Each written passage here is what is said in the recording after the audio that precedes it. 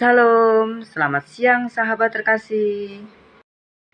Hari ini kita akan membaca dan merenungkan firman Tuhan dari Hagai pasal 1 ayat 1 sampai 13. Satu bagian yang mungkin jarang dibahas, tapi sangat jujur menggambarkan kondisi hati manusia. Mari kita membuka hati dan melihat apakah firman ini sedang berbicara kepada kita secara pribadi. Hagai 1 ayat 1. Pada tahun yang kedua zaman Raja Darius, dalam bulan yang keenam, pada hari pertama bulan itu, datanglah firman Tuhan dengan perantaraan Nabi Hagai kepada Zerubabel bin Syaltiel, Bupati Yehuda, dan kepada Yosua bin Yosadak, Imam Besar. Bunyinya, sahabat terkasih, ayat ini dimulai dengan penanda waktu yang jelas. Artinya, ini bukan cerita umum. Ini terjadi dalam momen nyata dalam sejarah. Dan menariknya, Tuhan berbicara di tengah kehidupan yang sedang berjalan biasa. Tidak selalu di saat kita siap, tidak selalu di saat kita mencari. Tuhan bisa berbicara di tengah rutinitas kita. Hagai 1 ayat 2. Beginilah firman Tuhan semesta alam. Bangsa ini berkata, sekarang belum tiba waktunya untuk membangun kembali rumah Tuhan. Sahabat terkasih, mari kita perhatikan kalimat ini. Belum waktunya. Bukan menolak, tapi menunda. Ini alasan yang sering kita pakai juga. Nanti saja kalau sudah tidak sibuk. Nanti kalau kondisi sudah lebih baik. Nanti kalau hidup sudah lebih stabil. Padahal seringkali nanti itu tidak pernah benar-benar datang. Hagai 1 ayat 3 sampai 4. Maka datanglah firman Tuhan dengan perantaraan Nabi Hagai. Bunyinya, apakah sudah tiba waktunya bagi kamu untuk mendiami rumah-rumahmu yang dipapani dengan baik, sedang rumah ini tetap menjadi reruntuhan? Sahabat terkasih, Tuhan menunjukkan sesuatu yang sangat jelas. Mereka bilang belum waktunya untuk Tuhan, tapi mereka punya waktu untuk diri sendiri. Rumah mereka diperhatikan, hidup mereka dibangun, tapi Tuhan dikesampingkan. Dan ini bukan soal bangunan, ini soal prioritas hati. Hagai 1 ayat 5 sampai 6. Oleh sebab itu, beginilah firman Tuhan semesta alam. Perhatikanlah keadaanmu.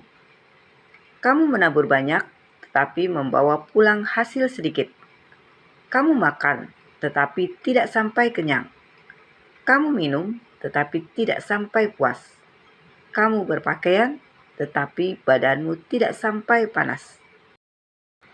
Dan orang yang bekerja untuk upah, ia bekerja untuk upah yang ditaruh dalam pundi-pundi yang berlubang. Sahabat terkasih, perhatikanlah keadaanmu.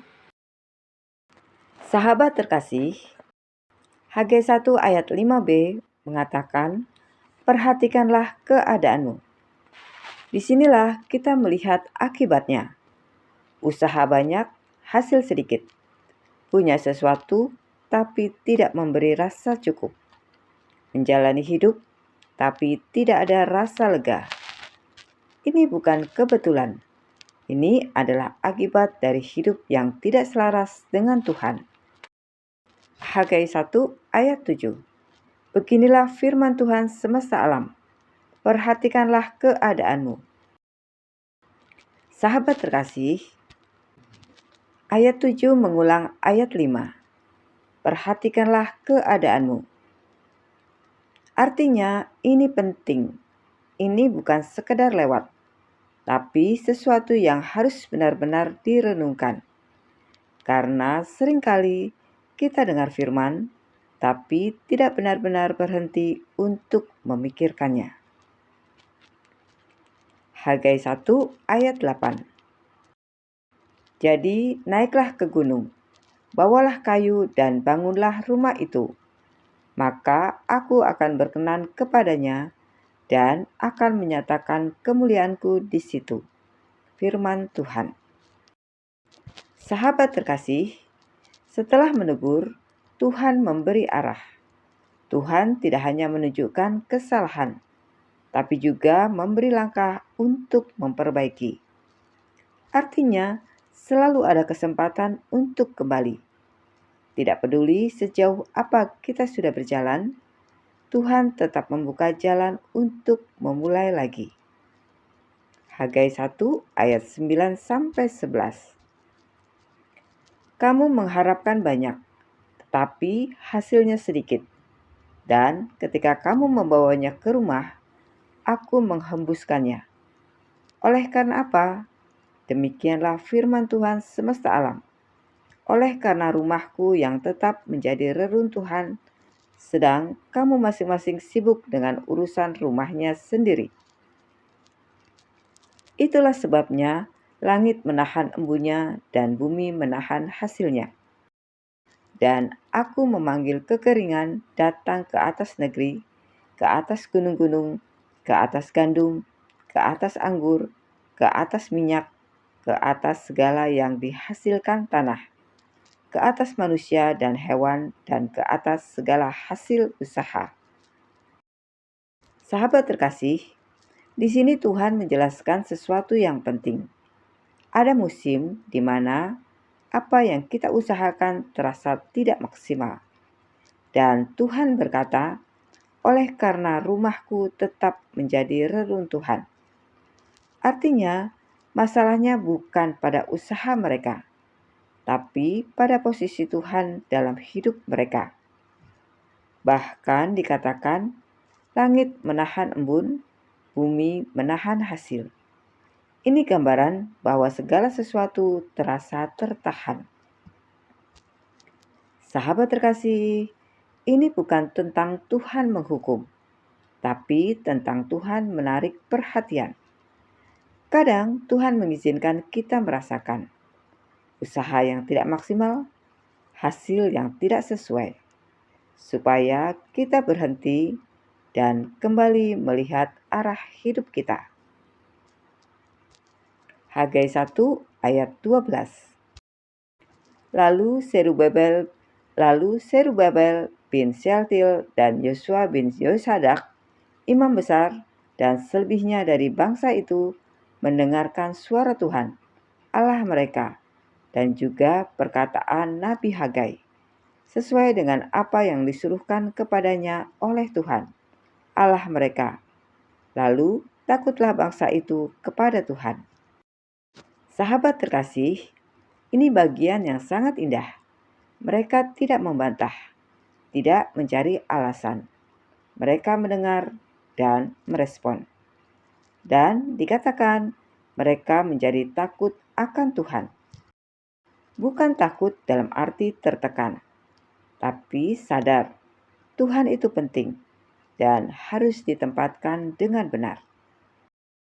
Hagai 1 ayat 13.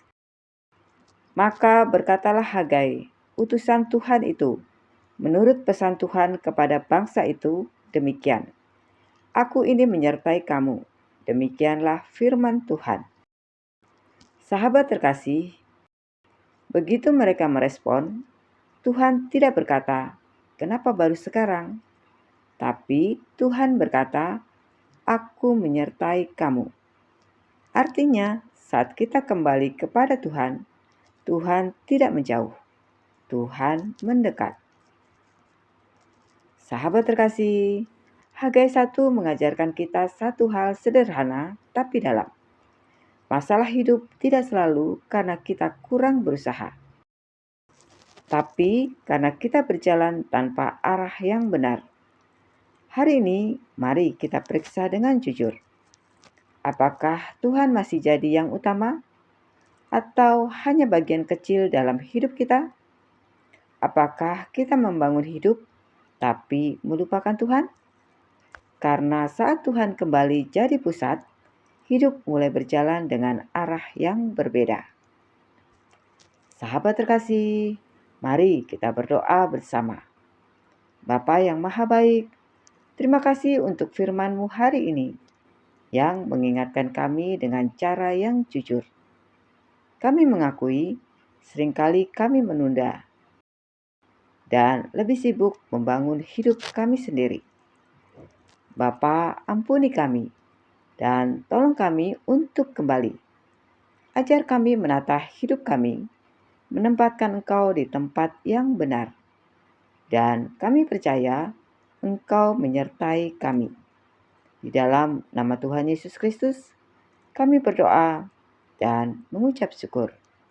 Amin. Sahabat terkasih, Tuhan tidak mencari kesempurnaan, tapi hati yang mau kembali dan berjalan bersamanya. Sampai jumpa di pembacaan Alkitab berikutnya. Selamat beraktivitas. Tuhan Yesus memberkati.